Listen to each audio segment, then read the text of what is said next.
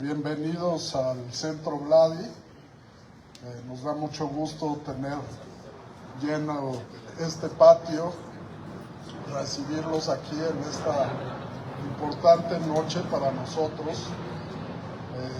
Pues en forma surrealista vamos a empezar la conferencia en punto por primera vez en la historia del Centro Vladi, de la UACM y de todas las actividades culturales que se dan en esta pequeña Ciudad de México.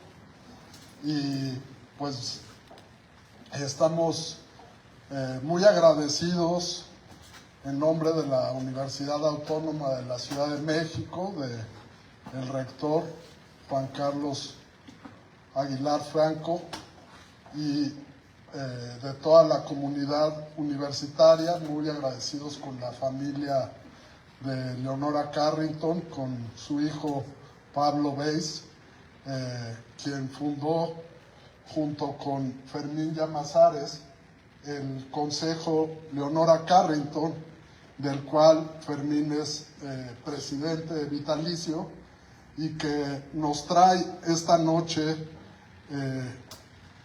una conferencia, una charla sobre la importancia de Leonora Carrington en los 100 años del surrealismo. Para Vladi, el pintor que da nombre a nuestro espacio cultural, Leonora fue un parteaguas, puesto que fue ella quien en México, cuando se reencuentran después de haberse conocido en el París de finales de los años 30, en pleno momento de auge de la revolución surrealista, cuando en 1938 se dio la primera exposición internacional del surrealismo en París. Tuvieron oportunidad de reunirse, de conocerse, pero fue aquí en nuestro país, el país por excelencia del surrealismo, como les gustaba decir tanto a André Breton, líder del movimiento, como a todos sus miembros, que realmente trabaron una amistad. Y Leonora un día le dijo a Vladi: pues si tú quieres pintar con colores que realmente sean de Vladi, tienes que olvidarte de comprar en tienditas comerciales los tubos que vienen en un catálogo, porque nunca vas a llegar a tener un rojo Vladi o un verde Vladi si sigues utilizando lo que sale de una fábrica. Siempre vas a tener las tonalidades que el comerciante y el fabricante te permitan. Tú tienes que moler tus pigmentos, mezclarlos con los aglutinantes, con los aceites, con los materiales naturales y minerales que tú puedas desarrollar conforme a tus pasiones, a tus sueños, a tus ideas, para llegar al tono que tenga justo la transparencia, justo la fuerza poética y expresiva, justo la tonalidad de tu ser. Entonces, a partir de entonces, de esos diálogos, de esos llamados de atención, comienza una búsqueda que sería el leitmotiv de toda la pintura de Vladi, que sería importantísimo para el resto de su carrera. Y Vladi, a quienes lo conocimos, nunca dejó de recordarlo, de darle ese mérito, porque además ya para entonces, a pesar de que estamos hablando de los años 50, 60, pues ya dominaban las fábricas comerciales de materiales de artista, ¿no? Ya el mercado y la pintura que se desarrollaba por esas épocas salía totalmente de estos materiales industriales. Entonces, pues la vida de Leonora, quien tenía una oposición a su padre industrial. Quizá por ello también la había llevado a aferrarse a lo que había aprendido en Florencia, a lo que había aprendido en la última escuela que pisó, que era en la ciudad del Renacimiento por excelencia. Entonces, pues les voy a leer una pequeña nota biográfica de Fermín antes de cederle la palabra, pero creo que una de las cuestiones más interesantes dentro de su biografía, como a él le gusta subrayar, es su pertenencia a una familia de Xilitla, el haber crecido, el haber pasado su infancia en este pueblo donde Sir Edward James desarrollara el único jardín surrealista que existe en el mundo. Y pues esa pertenencia a este espacio líquido lleno de manantiales, de cascadas, de pozas, de la selva húmeda o el bosque húmedo tropical de la Huasteca mexicana, configuran un pensamiento, una sensibilidad, un sentido del arte y de la vida que le permitieron una afinidad absoluta para poder llegar a la encomienda que hoy tiene como principal representante de la obra de Leonora Carrington a lo largo y ancho de este país y del mundo. Y para nosotros pues es un verdadero lujo el que, regresando de París, de los festejos de los 100 años del movimiento surrealista, de haber llevado la exposición de Leonora Carrington, que representó a esta prodigiosa artista que es en gran parte mexicana por la cantidad de años que vivió y trabajó su obra en nuestro territorio, pues se toma el tiempo, el gusto y el impulso de venir a compartir sus experiencias de lo que vivió en este escenario de los 100 años del surrealismo y de lo que conoce de Leonora como parte fundamental de ese incendio rojo que es el surrealismo. Fermín Ildefonso Llamazares Llamazares nació en Xilitla, San Luis Potosí, el 7 de julio de 1965. Es ingeniero civil por el Instituto Tecnológico y de Estudios Superiores de Monterrey y maestro en ciencias por el Instituto de Ingeniería de la Universidad Autónoma de Nuevo León. Se desempeñó profesionalmente como cartógrafo por espacio de 20 años. Es poeta y ensayista, autor del libro negro sobre la obra escultórica completa de Leonora Carrington. Actualmente es presidente vitalicio del Consejo Leonora Carrington AC para la conservación y difusión del legado artístico de Leonora, donde ha llevado a cabo poco más de un centenar de exposiciones en México y Europa en los últimos años.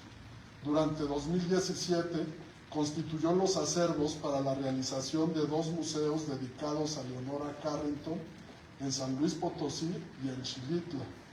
En 2024, dentro de los festejos en Francia por el centenario del primer manifiesto surrealista, la Asamblea General del Amazon André Breton y el Centre International du Surrealisme de la Citoyen Mundial le otorga el nombramiento de miembro de honor de la Rose Imposible de André Breton, siendo la segunda persona en recibir este reconocimiento. Muchas gracias, Fermín.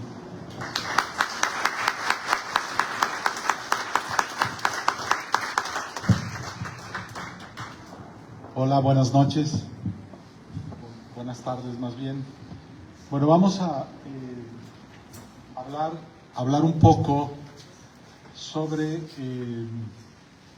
esta exposición que se hizo exactamente hace un año para festejar el centenario del surrealismo. Voy a abrir aquí.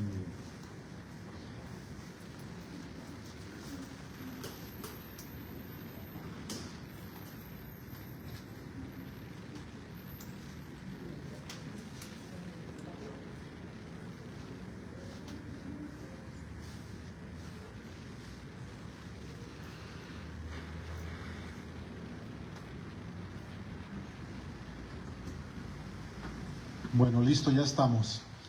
Esta conferencia, que se llama Leonora Carrington, pintora de sueños,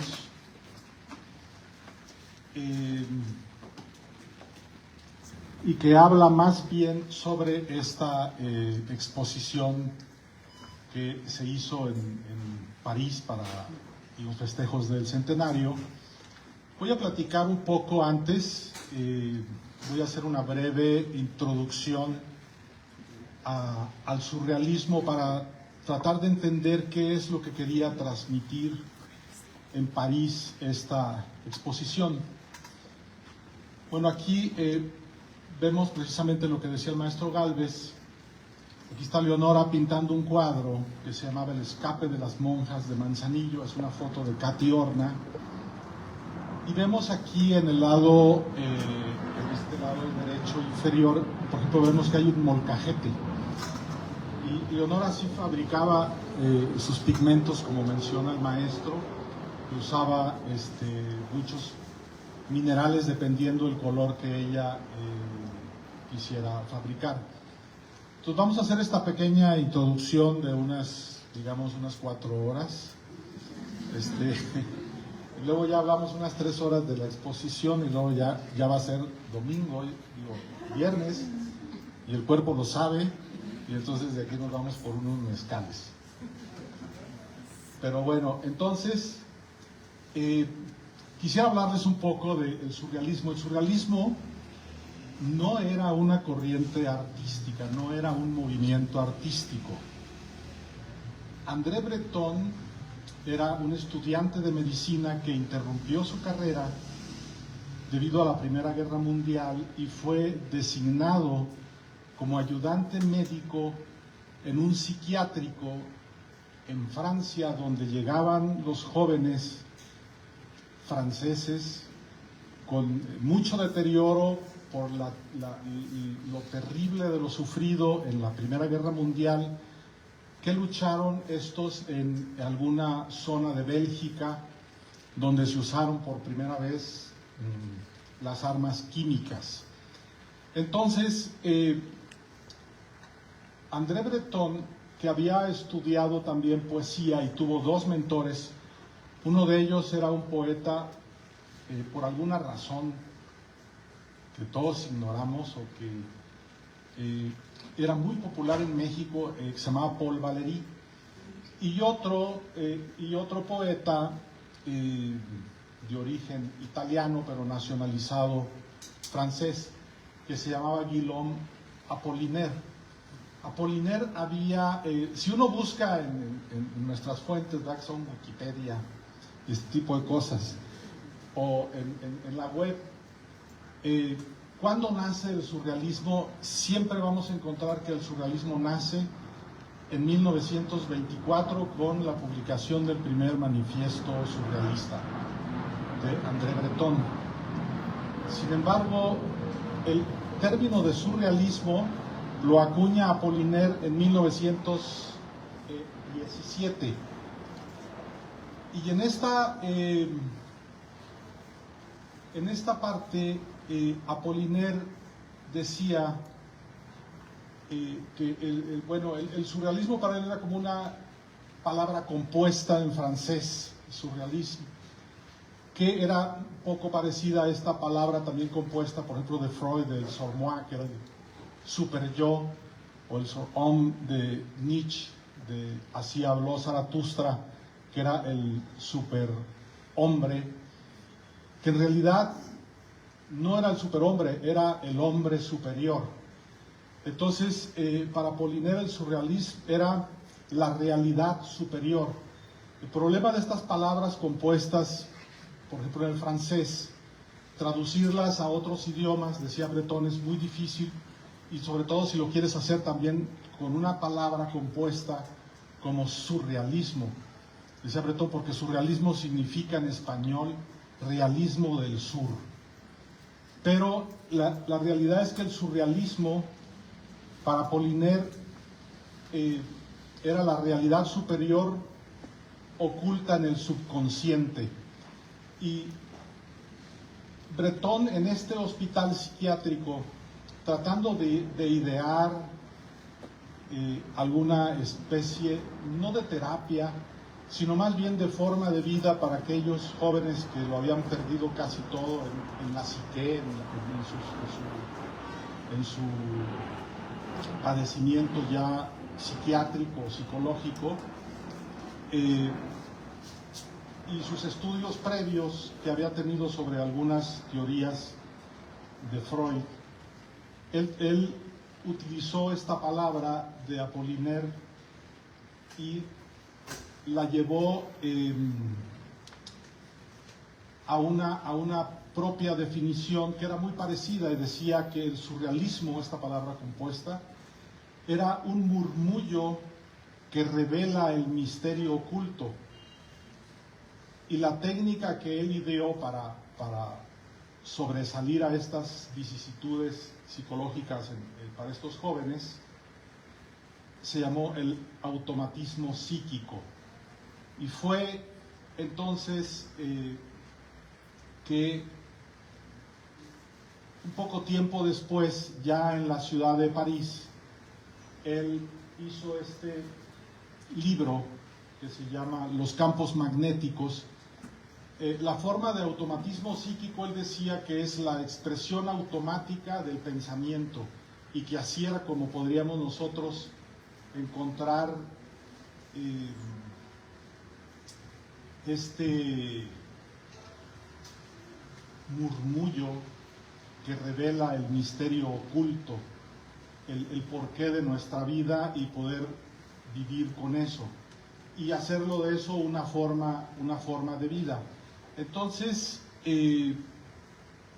escribe este libro de los campos magnéticos, y la técnica de él era el automatismo o la escritura automática, es decir, escribir lo que se le ocurra al cerebro sin el filtro de la razón y sin tener ningún parámetro ni moral, ni estético, ni de ningún tipo. Y era dejar hablar al subconsciente, o decía, o puede ser verbal esta técnica, o puede ser como tú quieras, puede ser dibujando. Y así fue como resulta que el producto de esta técnica, el resultado, el objeto, o lo que dejaba la persona que lo practicaba, sobre todo si tenía técnicas y talentos, pues empezó a convertirse en obras de arte. Y fue después que cuando hizo el movimiento surrealista como tal, a través del primer manifiesto surrealista de 1924, que se empezó la producción de muchos tipos de obras de arte surrealista.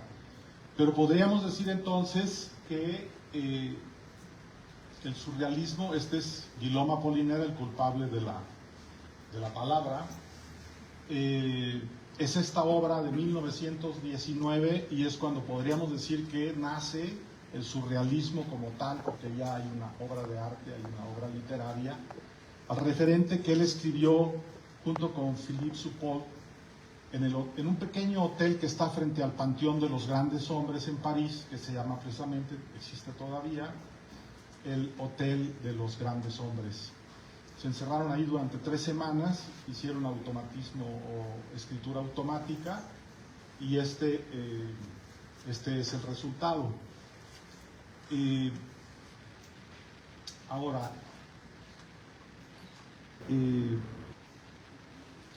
yo no quisiera hablar mucho de la vida de Leonora, ni de la obra de Leonora, ni la fama, mucho menos el significado iconográfico de sus obras, porque la verdad es que, bueno, en esta parte pues nadie sabe nada y casi siempre todo lo que se dice o se escribe pues son meras conjeturas y elucubraciones de quien las escribe, son suposiciones, porque Leonora nunca reveló nada, absolutamente nada sobre la obra, ni explicó nada, pero sí podemos nosotros ver una obra de Leonora, un cuadro, y sacar un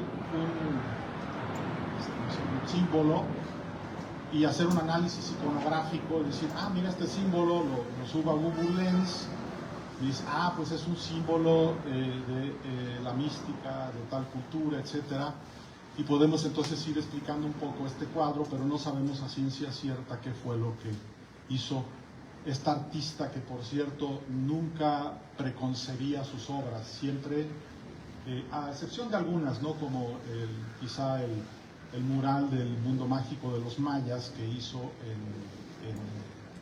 para la inauguración del Museo Nacional de Antropología de México. Bueno, y entrando un poco a lo que es Leonora, yo quisiera centrarme nada más en 3 puntos. ¿Cuál es la búsqueda de Leonora? Pues es ese murmullo que revela el misterio oculto y hacerlo una forma de vida. O sea, más que un artista como un orfebre que sí lo puede ser, era una búsqueda de algo oculto en el subconsciente para llevar una forma de vida. Y dentro de esto ella, digamos que las herramientas que ella utilizó fueron algunas corrientes a las que ella se abrazó, que le gustaron y le interesaron, y seguramente, y casi todas coinciden, tienen la misma finalidad. No soy experto en ninguna de ellas. Leonora tampoco profundizó tanto en ninguna de ellas, aunque fue una persona con una cultura enorme y profundísima en muchos sentidos, sobre todo filosóficos y espirituales. Pero creo que fue la alquimia, el gnosticismo, la cábala judía, la psicología junguiana y el budismo tibetano. Creo, hasta donde yo alcanzo a ver, que lo que más profundamente ella practicó fue el budismo tibetano, que se basa en la meditación como un medio para alcanzar la iluminación, dicen los budistas. Ninguna de estas, o quizá creo que si ella alguna vez tuvo una religión, quizá fue el budismo, aunque es una religión ateísta. Ella, su religión de casa era católica estricta. Su familia, a pesar de ser ingleses, eran católicos estrictos porque eran de origen irlandés. Y la tercera parte es el proceso creativo. El proceso creativo de Leonora, regularmente, como les comentaba, ella no preconcebía sus obras como muchos artistas, sino que hizo la disciplina que, bueno, yo nunca la he hecho, pero sé que es muy difícil de hacer, como cualquier disciplina férrea, es de, en cuanto abres los ojos, los primeros segundos, por alguna extraña razón, tu cerebro recuerda lo que soñaste, y unos 10 segundos después se va al olvido absoluto. Entonces ella tenía su diario de sueños en su buró, despertándose, anotaba sus sueños, y bueno, esto ya que viene después me lo platica Pablo, su hijo, porque yo no lo vi, que ella bajando, hacía su café, se tomaba su café y empezaba a bocetar estos sueños, y a veces estos sueños llegaban a ser parte de una obra, de un cuadro, de una pintura, o a veces llegaban a ser el tema completo de una pintura. y claro, basado en todo el bagaje y el acervo de conocimiento que ella tenía sobre muchas otras corrientes, como por ejemplo el tarot, que también tuvo la fortuna de tener grandes amigos. Desiderio Lang, que vino a México, que era un gran tarotista, le enseñó a Leonora cómo hacer su tarot. Entonces, tratando de entender que el proceso y lo que Leonora buscaba en el arte, que después le sirvió, como no, para comer, para mantener a sus hijos, para los médicos y las colegiaturas, era una búsqueda espiritual más que otra cosa, como la mayoría de los surrealistas, que llevan una vida, porque todavía existen surrealistas nuevos, aunque no sean artistas, son practicantes de este estilo de vida, que es un estilo de vida como muy ingenuo y muy alegre. Pues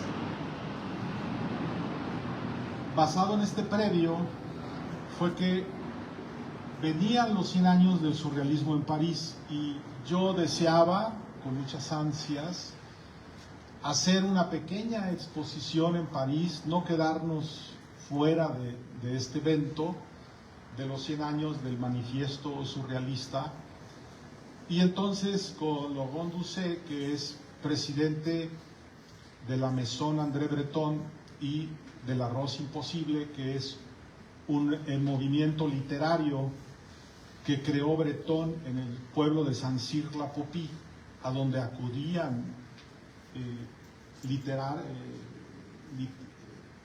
literarios de todo el mundo, y sobre todo apegados al surrealismo, unos 3 meses al año, 2 meses, rentaban las casas del pueblo, que es uno de los pueblos más bonitos que hay en Europa, que está en el sur de Francia. Y Breton compró una casa ahí que tenía una parte del siglo VIII y otra parte del siglo XII y otra del XVI, y que era como el centro del pueblo. Y algunos mexicanos llegaron a ir, como en alguna ocasión, como Octavio Paz, como Gironella, también llegó a estar ahí, bueno, Jodorowsky. Hay un video en Saint-Cyr-la-Popie donde sale Jodorowsky, donde viene a salvar al surrealismo y entra por la torre con una espada prendida en fuego. Y eran muy divertidos. La vida surrealista siempre fue muy lúdica. Entonces, una de las principales visiones de esta exposición, pues es que fuera muy lúdica, no que tuviera grandes obras maestras de la pintura, o que así las consideren los expertos, porque esas están en las grandes colecciones y están en los museos más importantes del mundo hoy en día. Pero buscamos esta galería Sator. Sator era nieto de la primera esposa de André Breton. Era una galería en París bastante modesta, de 5 por 5 metros, y entonces empezamos a idear cómo meter en juegos y a diseñar esta exposición que fuera absolutamente lúdica, que tú tuvieras que accionar muchas cosas, ¿no? Para poder descubrir la obra. Yo me imaginaba, porque la primera gran exposición del surrealismo que hubo en París, que fue en 1947, que fueron grandes maestros hoy en día, por ejemplo, el museógrafo fue Duchamp, el que la coordinó fue Pablo Picasso, junto con André Breton. El encargado de coordinar fue Salvador Dalí, etc. O sea, grandes artistas todos. Entonces, bueno, en esta pequeña galería nosotros esta era nuestra invitación, cuya paleta de colores estaba basada en un cuadro de Leonora que se llama La Giganta, que gracias a Dios todavía está hoy en México en una colección. Es un cuadro que Leonora pintó para Edward James, y conforme yo les empecé a mandar a ellos algunas obras de catálogos previos. Un día me habla Vincent Sator y me dice que la exposición nuestra la quiere el Centro Pompidou dentro de su sombrilla para festejar los 100 años del surrealismo. Y Pompidou iba a tener 40 galerías dentro de esta sombrilla, y aparte la gran exposición, la más grande que se ha hecho sobre surrealismo en la historia. Bueno, íbamos a estar nosotros junto con esa, algunas obras, muy pocas obras del Consejo estaban en otras 2 galerías que también participaban en esta sombrilla de Pompidou, pero esta era nuestra exposición, en nuestra galería. Entonces yo me dediqué 8 meses o 10 quizá del año pasado, completamente 18 horas al día a trabajar esta exposición, a diseñar cada detalle y a tratar de hacer lo mejor que es posible, ¿no? Entonces, dentro, les voy a leer para tener un poco el contexto. Esta exposición se llamaba Talismanes de un viaje sagrado, o sea, era la obra, aquí creo que aquí lo dice, Talismanes de un viaje sagrado no se centra en la Leonora que conocemos, cuyas piezas figuran en las colecciones de museos más prestigiosos del mundo, sino que celebra a la otra Leonora, la que utilizó el arte como una herramienta mística de protección y cuyas creaciones han permanecido ocultas hasta ahora. O sea, en esta exposición solo habría obra que Leonora hizo para ella, que jamás había estado en ninguna exposición y que no tenía ningún fin comercial y ella jamás hubiera vendido. El recorrido a través de una serie de instalaciones nos revela la conexión de Leonora con su propia magia y su misterio. Nos invita a descubrir su complejidad con obras que exploran desde sus viajes astrales por la estrella de Sirius en la instalación El Portal del Extraterrestre, hasta sus objetos rituales y mágicos de la vitrina de los guardianes. El Muro de los Laberintos nos muestra las estancias del Minotauro y la relación de Leonora con el mundo mitológico. El Teatro Guiñol de Tártaro revela la fascinación de Leonora por los caballos y las marionetas. Tártaro era como especie de alter ego de Leonora. Ella decía que ella era un caballo y era el caballo Tártaro. Por todas las ventanas del ingrávido universo de Leonora Carrington se asoman caballos, expresó Max Ernst.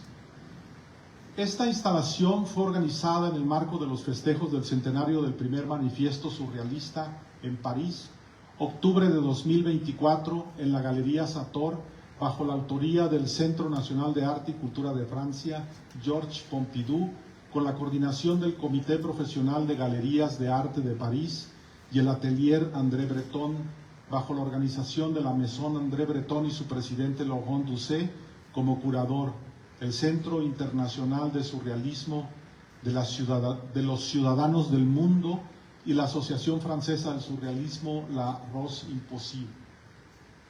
Bueno, era parte, es un extracto de nuestro texto curatorial, y voy a pasar, esto es un poco revuelto porque como a mí a la hora de la hora se me olvidan las cosas, pues a veces saco fotos, a veces sí y a veces no. Entonces esta misma exposición la repetimos en febrero pasado aquí en Ciudad de México, en Zona Maco. Obviamente es una feria de arte comercial, nosotros no tuvimos nada que ver con el comercio, ni está a la venta nada de esta obra. Bueno, y esta era, como quien dice, nuestra portada de inicio, de entrada. Quiero decirles que creo que nunca ha habido fila en Zona Maco para entrar a un booth, y nosotros llegábamos a tener, y nos daba mucha pena, hasta 2 horas de fila para entrar. Está el Consejo Leonora Carrington, y tenemos esta pieza que es un collage a colores que era muy conocido en blanco y negro. Este collage no viene de la casa de Leonora, viene de lo que encontramos en las cosas de Katy Horna. Es un collage de Leonora hecho por Katy Horna y era como nuestra portada. Y una vista general de nuestra exposición, bueno, como era muy pequeño el espacio, era de 5 por 5 metros, teníamos 4 paneles, uno en cada pared, y en el centro hicimos un cubo con 4 frentes, y todos eran absolutamente diferentes y representaban cosas diferentes. En nosotros podemos ver aquí, en esta parte, presentamos Oda a la Necrofilia, que era un álbum de fotografía de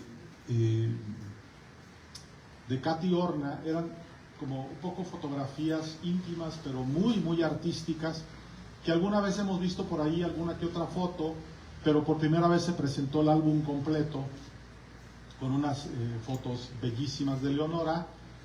Y esta era la parte del escritorio en el centro, y aquí pusimos, este es un desarrollo que hicimos, que es una reunión de Zoom con Leonora, donde interactuabas con Leonora y salías ahí, y bueno, también estaba el gato Messier ahí con una foto, lo animaron.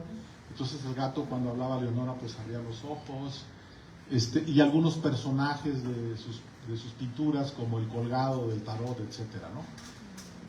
Y algunos otros elementos están, la cajonera.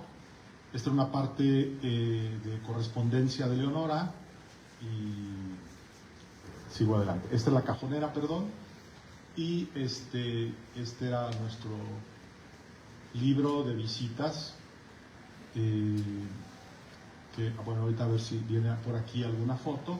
Y este era un texto que a mí me gustaría ahorita leerlo, porque en Francia se les hacía un poco rudo poner el texto en la exposición. De hecho, no lo pusimos.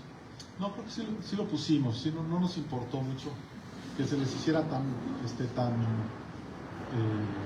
rudo, pero ahorita más adelante lo busco en mi celular, por ahí lo tengo y lo leemos. Es un texto bellísimo que escribió Leonora, y que hace 2 años que nos reconoció, nos otorgó un reconocimiento del Senado de la República. La presidenta de la Comisión de Cultura del Senado, la senadora Susana Hart de Oaxaca, lo leyó, y a mí me gustó mucho para incluirlo, ¿no? Bueno, y entonces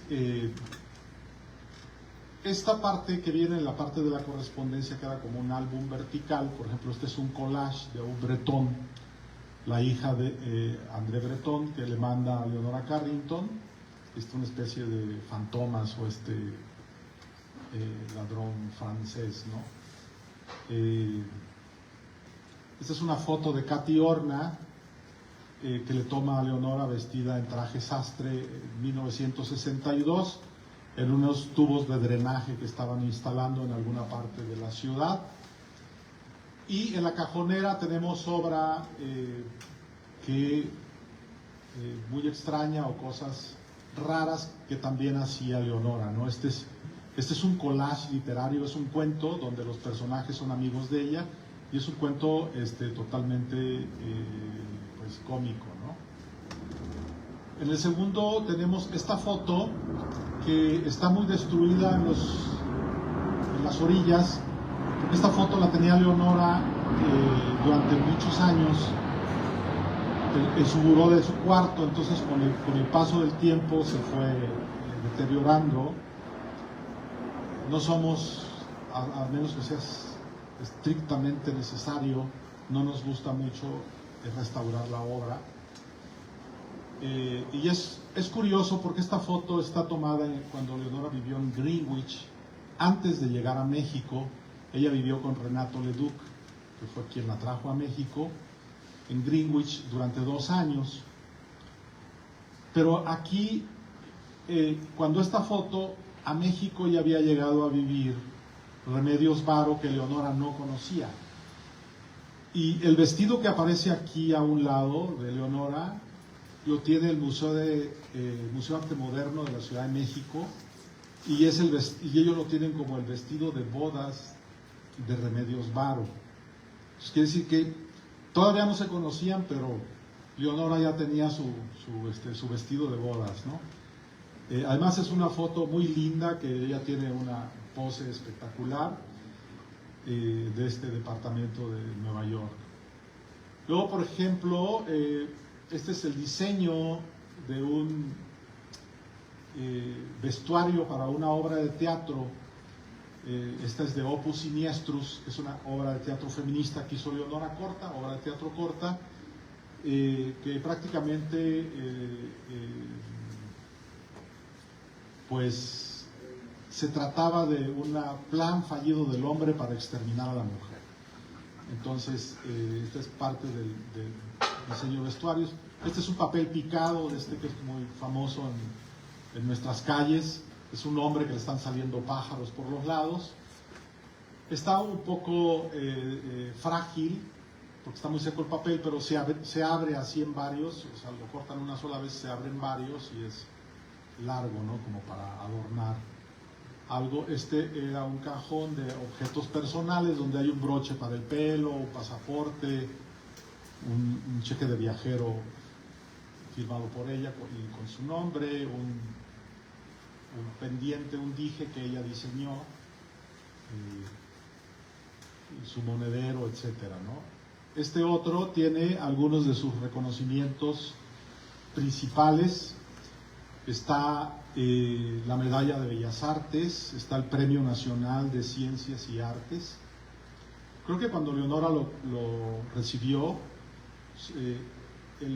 presidentes de México habían entregado 60 veces el premio, y creo que solo 2 mujeres lo habían recibido. Entonces, vamos a decir que el surrealismo estricto de Breton era como muy dado a no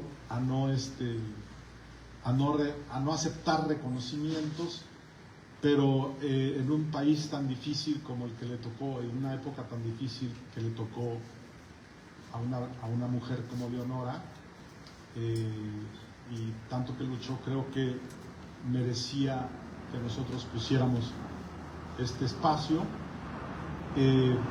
Esta de acá es la Orden del Imperio Británico que le otorga la reina Isabel de Inglaterra.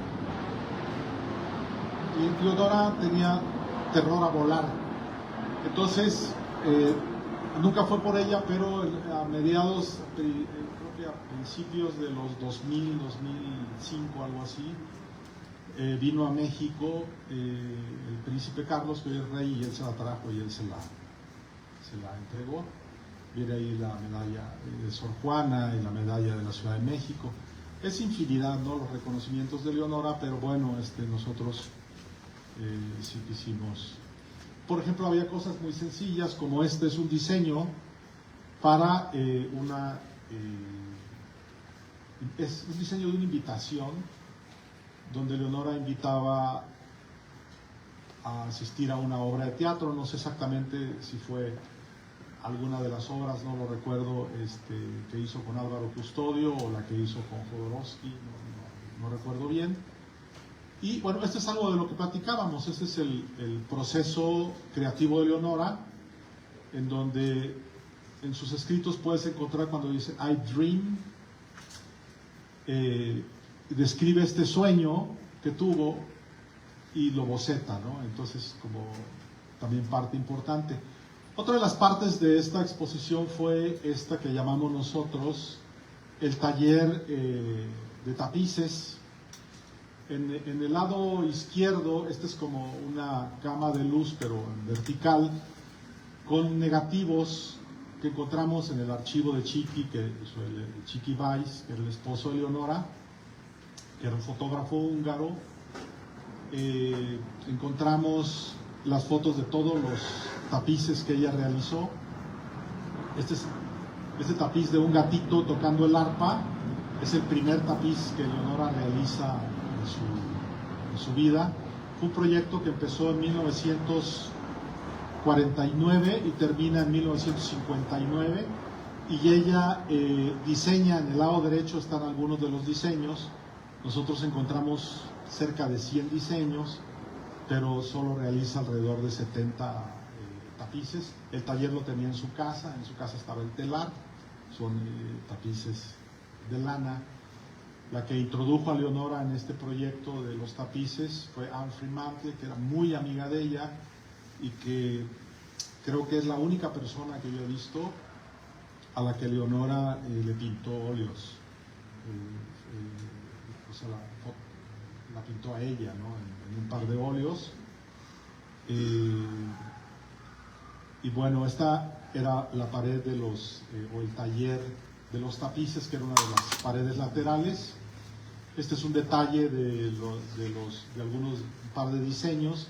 El de la izquierda es el diseño precisamente del gatito tocando el arpa. Enfrente de esta pared estaba este módulo, o este lado del módulo central del cubo, que estaba dedicado a los caballos, y arriba pusimos Teatro Guignol del caballo tártaro, donde ponemos una marioneta que hizo Leonora de ella, con su traje de montar. Bueno, en los detalles se ven herraduras en los ojos, etcétera. Tiene un grabado en metal de un hombre a caballo, como arreando unos toros. Y en la parte central, en esta, es un álbum fotográfico de Leonora montando a caballo. La primera foto, Leonora debe tener algunos 3 años de edad, montando su pony, y en la última foto, después adolescente, joven, adulta, en la última foto Leonora debe tener alrededor de, creo yo, cerca de 70 años, siempre montando una yegua. Estos repujados en latón, que hay uno arriba y otro abajo, estos son del taller de Pedro Leites de Tane, que nunca se hicieron. Nada más se hizo la prueba. Leonora tenía su mesa de trabajo en el taller de Pedro. Y lo de abajo son diseños de caballos. Uno es como para un circo, estos caballos con vestido y adornos para algún equilibrista, ¿no? a caballo, y algunos otros diseños de caballo. Luego, esta parte era la parte del atelier que queríamos poner. En la parte izquierda están fotos de Leonora pintando un cuadro. En la parte central hay cosas de su taller. Y lo que se ve del lado derecho es un acrílico hecho como de luz. Por ejemplo, este es el cajón del atelier de escultura. Vienen algunas de sus herramientas que estaban en su taller, y viene un modelaje en cera de Libellulix, que es un rostro de hombre con forma de libélula. Este es del atelier de pintura, donde vienen algunos polvos. Ella compraba, como decía el maestro Gálvez, ella compraba los minerales y luego los mezclaba y fabricaba sus propios pigmentos. Muchos de los cuadros de Leonora pues están pintados lo que llaman tempera o al temple, que era una técnica también del Renacimiento italiano. Y acá en esta parte no se alcanza a ver muy bien, pero era como un pequeño óleo que iba a hacer, y era la base. Pero tiene dibujos de esto que llaman geometría sagrada. Entonces ella, al parecer, hasta donde nosotros hemos visto en sus óleos abajo, primero dibujaba geometría sagrada y hacía anotaciones. Algunos podían ser, por ejemplo, de las fuerzas internas humanas o de las fuerzas del universo, etc. Manejaba muchos temas importantes para ella y muchos esotéricos. Y en la parte de abajo, bueno, este es un maniquí de estos articulados que usan los artistas, y viene su mandil. Esta pared de enfrente, que no se alcanza a apreciar muy bien. Pero aquí la idea es que, bueno, tú te recostabas aquí y podías ver aquí una película que filmó la BBC de Londres en la casa de Leonora, y es una cena en la azotea donde está precisamente Anne Fremantle, está Edward James, está Cathy Horna, esta que vemos ahí en la pantalla es la maestra Cathy, estaba Leonora y algunas otras amigas, y este que es el extraterrestre, esta parte se llama el portal del extraterrestre. Estos son dos extraterrestres que están aquí, estaba en la cena, estaba en la mesa ahí al lado de Edward James.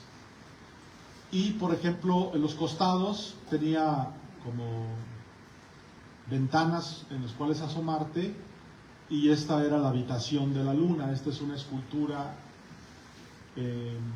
como no sé si en mastique o plastilina que hizo Leonora, que se llama la media luna, y atrás hay una especie de ventana que se ve alguna galaxia. Eso es ambientación, pero la escultura es lo principal, que es la de Leonora. Esto que vemos al fondo era el muro de los laberintos, y son casi puros diseños de la Minotaura, y están los diseños del Minotauro, pero Leonora nunca realizó los Minotauros, sino solo realizó las Minotauras en plata y en oro,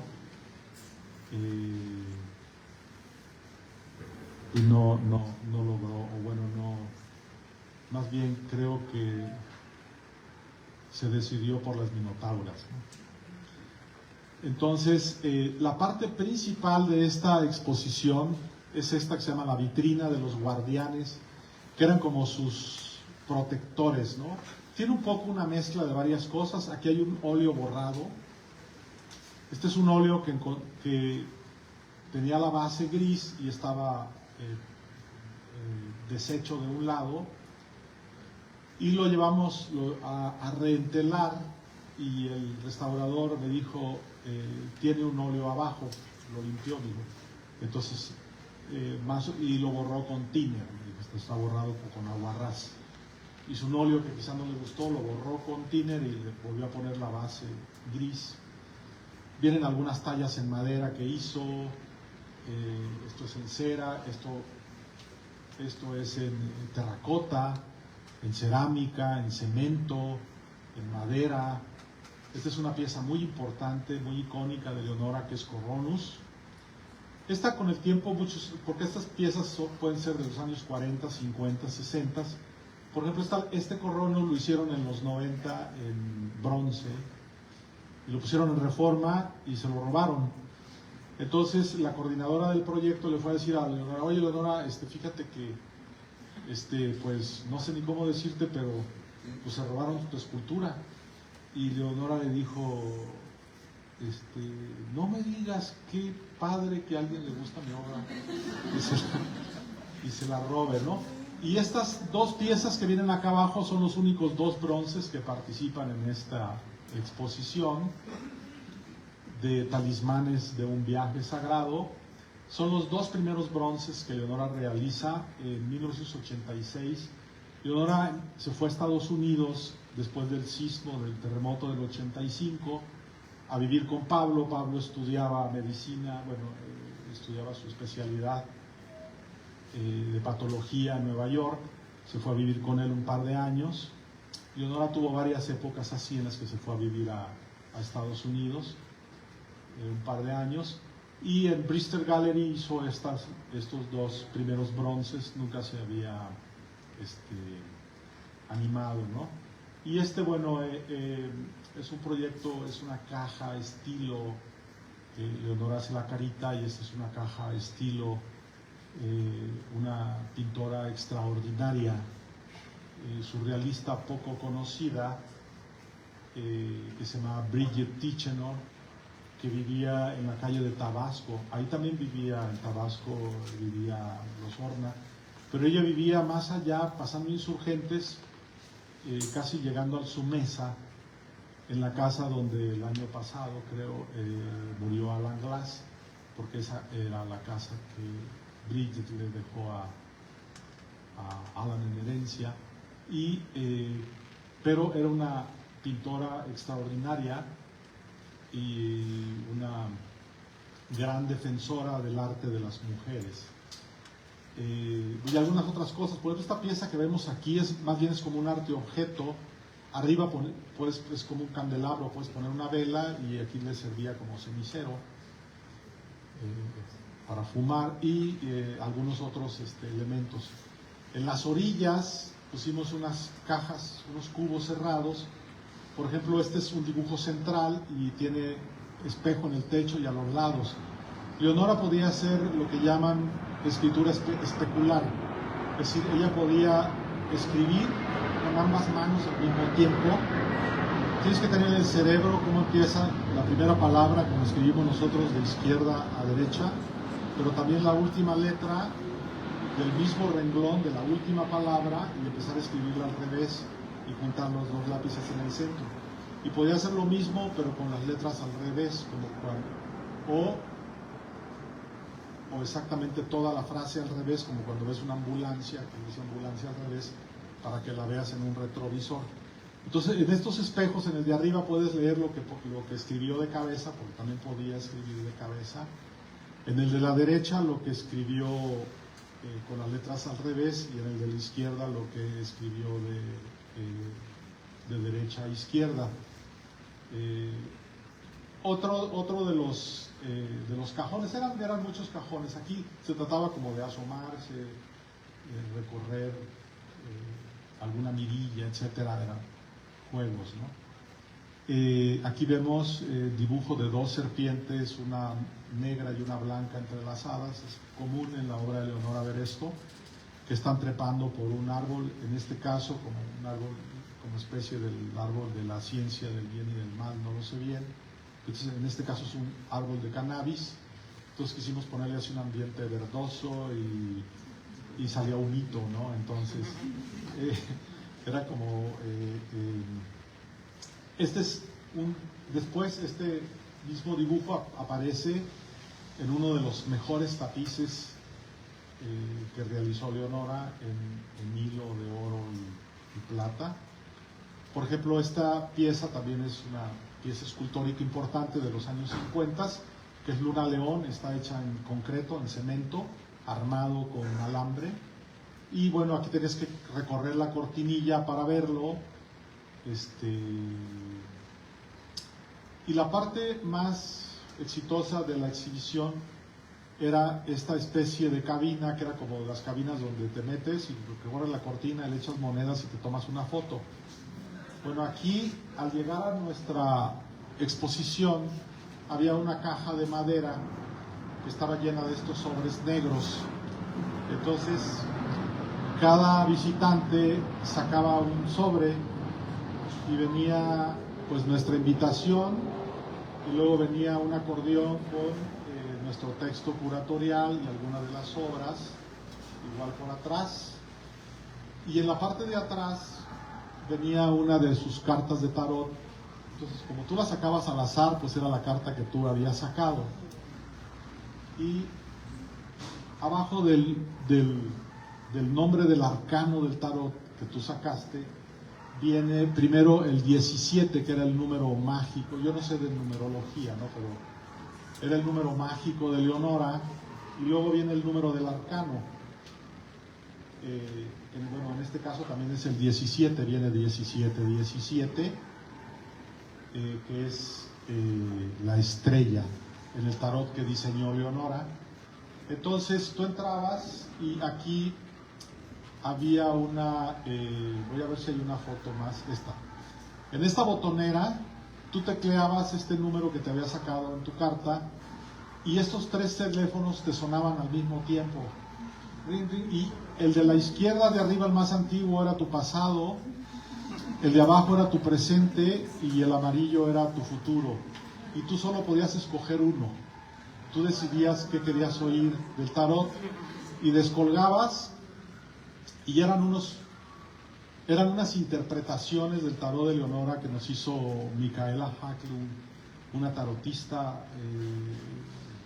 extraordinaria, boliviana, muy conocedora del tarot de Leonora, poeta, y entonces cuando a la Maison André Breton le tocó traducir al francés, como todos son poetas, son unos poemas bellísimos estas interpretaciones del tarot. Entonces tú descolgabas, por ejemplo, querías oír tu futuro y era la voz de Leonora hecha con inteligencia artificial la que te leía. Entonces esto tuvo muchísimo éxito, y bueno, esta exposición duró 10 días. Este era nuestro libro de visitas. Tenía una especie como de cráter que se iba haciendo más pequeño y del cual salía una serpiente que encontramos en la casa de Leonora en plata, una serpiente con alas en un costado y una cara aquí, una cara humana. Y bueno, en estos libros de visitas, pues casi la mayoría de la gente hacía dibujos o escribía un verso o un pequeño cuento a Leonora, y son muy bonitos. Esta exposición, pues no como la exactitud en el día de hoy en el horario, pues yo reservé a través de transportista volar las cosas directo a París por Air France, y se hizo la reservación, y cuando llegaron las cosas al aeropuerto las subieron a un avión que iba a Alemania, y en Alemania me detuvieron la carga, y entonces ya había empezado la asamblea general del surrealismo, y nosotros las cosas todavía estaban en Alemania. Entonces llegaron las cosas y el equipo de nosotros que voló a armar esta exposición allá, pues en 2 días no durmieron, y terminamos de armar la exposición y solo alcanzamos a abrir 10 días, pero en esos 10 días fue muy emocionante porque conocimos a muchísima gente. Conocimos esta gran tarotista que estuvo casada con Jodorowsky. Nos visitaron todos los directores, el presidente de Pompidou, nos visitó el director del Museo del Louvre, del Museo de Orsay, del MoMA de Nueva York, la presidenta de la Fundación Max Ernst, y de todos los museos importantes del mundo.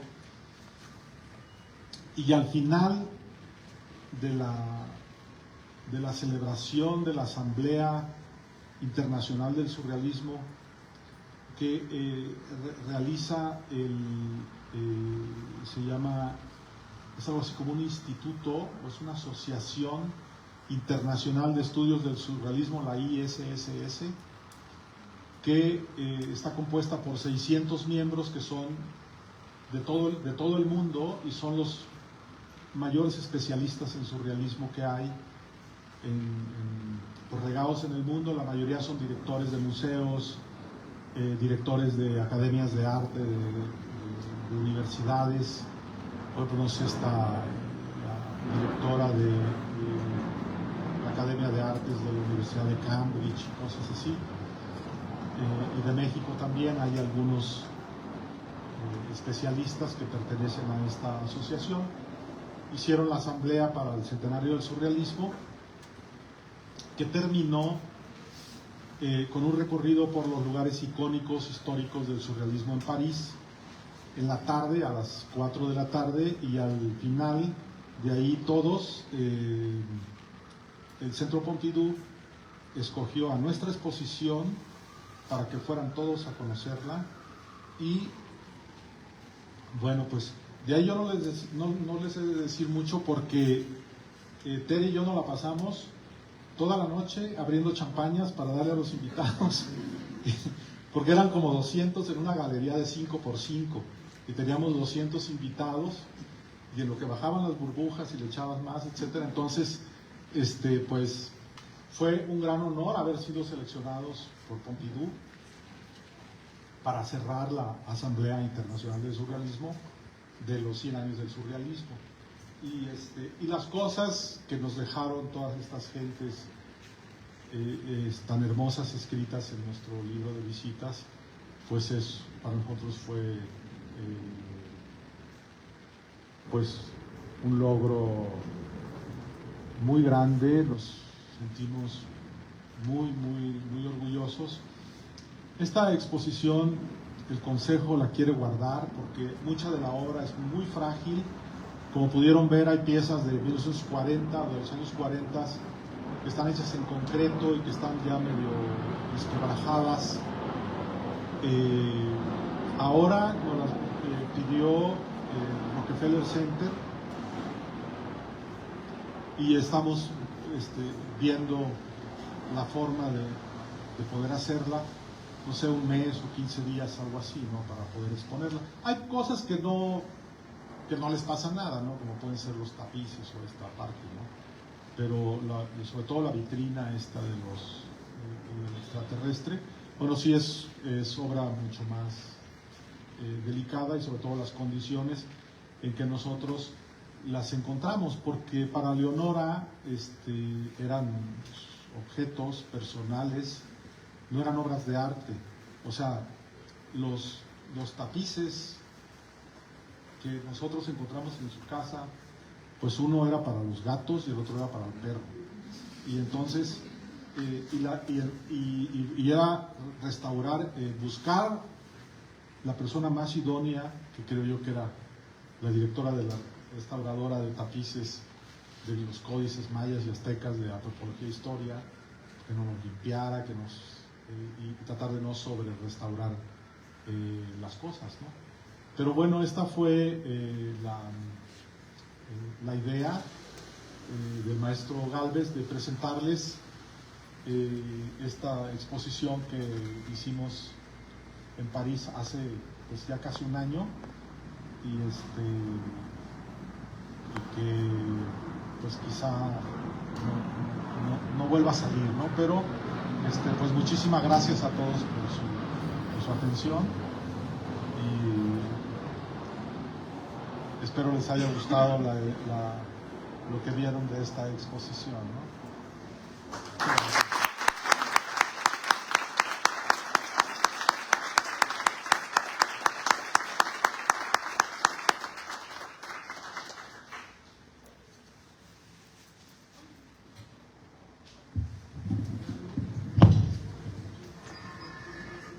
Bueno, pues muchísimas gracias a todos los que vinieron en esta noche tan importante para nosotros. Estamos muy contentos de que la voz de Llamazares acompañara también la exposición que tenemos nosotros, la versión de Centro Vladi de los 100 años de surrealismo. Los invito a que pues inviten a sus amigos, a los demás estudiantes de la UACM, a los maestros. Vamos a estar abiertos todavía hasta el 30 de octubre en esta reunión de los amigos de Leonora Carrington que dieron forma al surrealismo, y otros más que desde otras latitudes pusimos como ejemplos del surrealismo en Chile, el surrealismo en los Estados Unidos, el surrealismo obviamente en México, y en la cual pues tratamos de poner algunas claves, y era importantísimo para nosotros pues algo de esta presencia de Leonora, que es quien abre la exposición de los surrealistas justo inmediatamente después de la imagen de Goya, que es como el gran antecedente del surrealismo que ponemos en los muros, y pues eso pues señala la fuerza que creemos que tuvo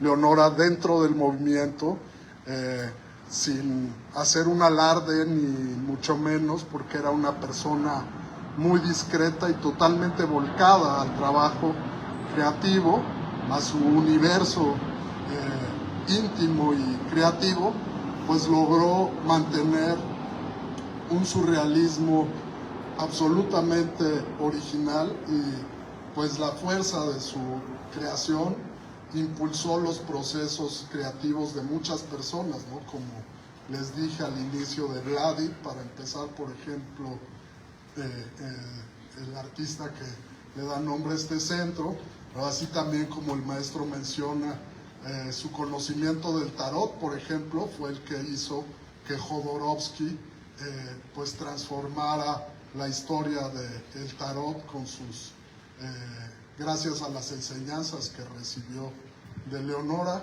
Y pues bueno, así creo que desde esa intimidad y esa discreción logró impactar tremendamente y cambiar la historia del arte del siglo XX y hasta nuestros días.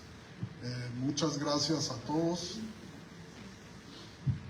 No nos resta más que invitarlos a que sigan visitando la muestra. Gracias, maestro. Quiero alguien que pase el texto que dijimos que estaba ahí, que se les hacía medio duro a algunos, ¿no? Una mujer, porque es su texto.